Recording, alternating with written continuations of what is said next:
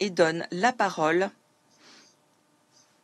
à son Excellence Madame Kauter Krikou, ministre de la Solidarité, de la Famille et de la Condition de la Femme de l'Algérie.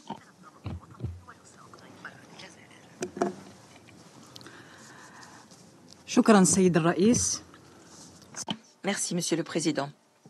Monsieur le Président, Excellences, Mesdames et Messieurs, d'emblée, je tiens à remercier le Japon pour l'organisation de ce débat public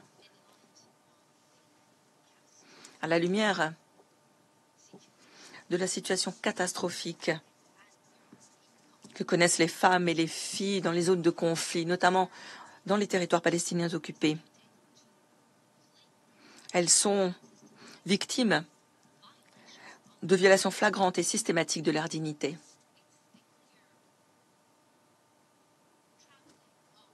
On constate que leurs droits les plus fondamentaux sont foulés aux pieds. La communauté internationale doit réagir de manière ferme. Autonomiser les femmes a été une des premières priorités de l'Algérie depuis son indépendance. Nous sommes partis de notre conviction que les hommes et les femmes sont égaux en droit. Nous voulions aussi reconnaître le rôle important que jouent les femmes algériennes.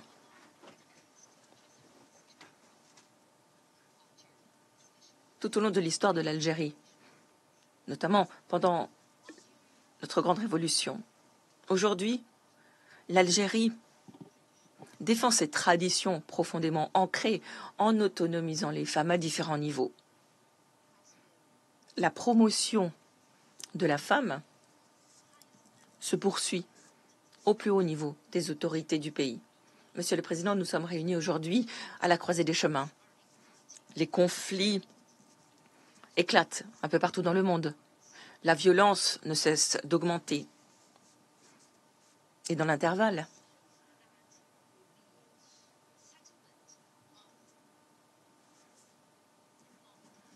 le règlement des crises prolongées n'est pas réalisé. Nous devons donc être plus efficaces et prévenir les conflits en nous attaquant à leurs causes profondes. L'Algérie prône depuis longtemps une approche proactive, globale, tenant compte de la nature multidimensionnelle des conflits, de leurs causes multidimensionnelles, notamment le développement. En effet, il n'y a pas de développement sans sécurité, pas de sécurité sans développement.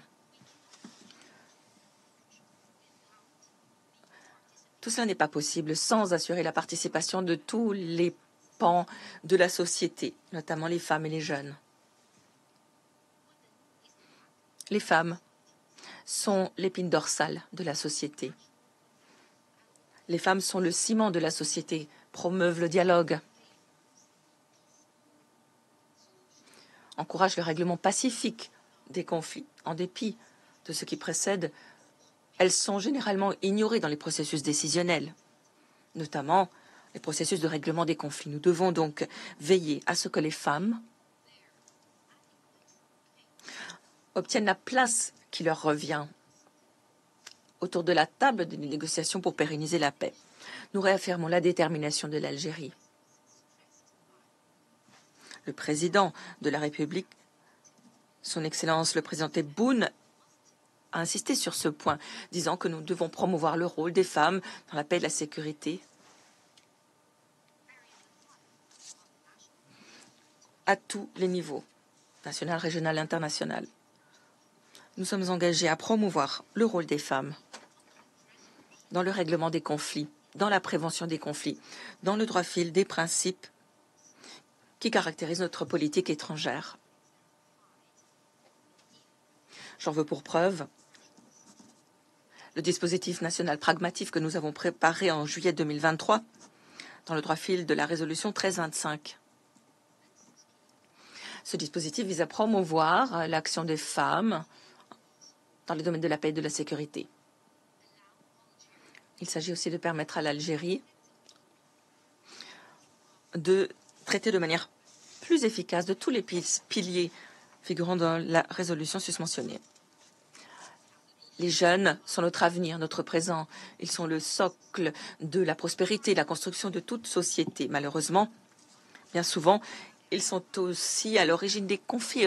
Ils sont aussi les premières victimes de ces conflits. Par conséquent, nous devons tenir compte de leurs aspirations. Ils sont en effet un moteur de changement positif. Ainsi, l'examen du dispositif de consolidation de la paix de l'ONU, prévu en 2025, nous donnera l'occasion d'évaluer, voire de modifier la boîte à outils à notre disposition en matière de prévention des conflits. Il pourrait aussi améliorer la performance de la consolidation de la paix tout en garantissant la participation authentique des femmes et des jeunes. Monsieur le Président, nous ne pouvons pas traiter de la question qui nous occupe aujourd'hui sans évoquer la souffrance infligée au peuple palestinien. Le peuple palestinien est la victime de la machine à tuer et de destruction des forces d'occupation, notamment les femmes palestiniennes qui continuent de souffrir depuis le début de l'occupation du territoire. Leurs souffrances ont été aggravées par la détérioration récente de la situation, notamment dans la bande de Gaza assiégée. Nous ne trouvons plus les mots. Les mots nous manquent alors que nous essayons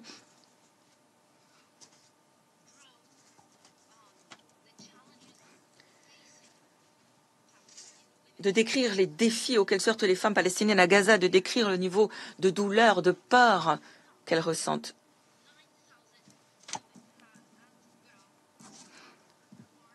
9000 femmes et filles sont devenues martyrs depuis le début de l'agression. 63 femmes, dont 57 mères, perdent la vie chaque heure. 75% des blessés sont des femmes. Cette guerre est menée contre les femmes palestiniennes, les enfants palestiniens. Ceux qui prônent la cause juste des femmes ne doivent pas rester silencieux. Ils doivent demander à ce qu'il soit mis un terme à cette barbarie qui vise les Palestiniens. Pour conclure, Monsieur le Président, atteindre les objectifs de la résolution 1325 et la résolution 2250 exige des efforts concertés à tous les niveaux, sur la base de la solidarité internationale. Malheureusement, cette solidarité